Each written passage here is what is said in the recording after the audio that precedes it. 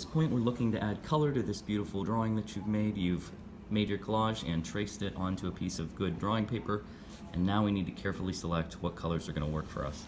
Now, some logos are very dependent on their color. You know, for instance, this UPS logo, if we did it in another color, I'm not sure that we would be able to recognize it. However, there are other logos that aren't nearly as important that we stay to the same color scheme.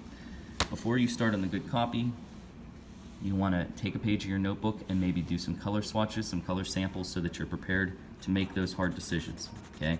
If you're in class with me, you're using a Prismacolor colored pencil or a Prismacolor marker. If you're at home and remote, you can do any art material that you like. You could even use watercolor or watercolor pencil, which I think I packed in your pack for this. So I'm just trying to kind of see the variety of what I think I could use, and then I'm labeling those things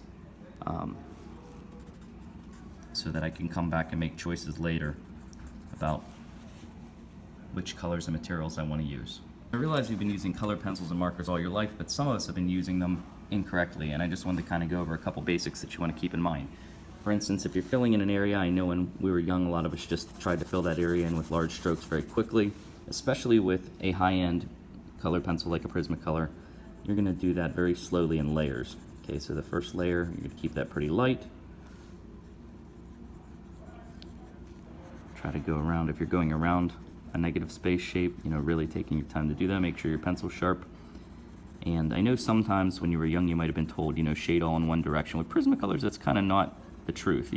Sometimes even going in swirling patterns is good if you're blending two colors especially, and changing up your direction. But you got to do that in light layers. Doing it too quickly is going to make it almost impossible to overlap those strokes and hide them.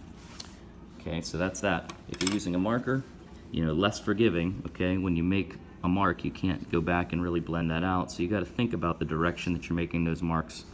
Sometimes the intentional direction that you're using is going to help us understand the form better. You know, in this case, I'd say, you know, maybe going different directions isn't the best way to do it unless you're going to be consistent about the whole way through the artwork. Okay, so just realize that the direction of your strokes, the way that you layer them, the pressure that you apply to your material is going to dramatically affect the way that we see this. And if you do go over an edge, you might have to fix that up later with your Sharpie markers again. Lastly, it really depends on your design whether the background needs to be activated and have an additional color or not. In my design, you can tell that I didn't. Now, in order to make that work though, I needed to keep that background perfectly clean and pristine. If I would have had stains on it anywhere, I probably would have then decided to go ahead and add color just to hide those stains. But for the graphic nature of mine, and I used white as a color within the artwork since it was pretty prominent in the actual Starbucks logo, that's why I made that decision. And I figured, you know, I used a lot of the negative space, breaking it up and cropping objects outside of it, so it wasn't necessary to fill all that space. In your design, however, filling the negative space might be necessary.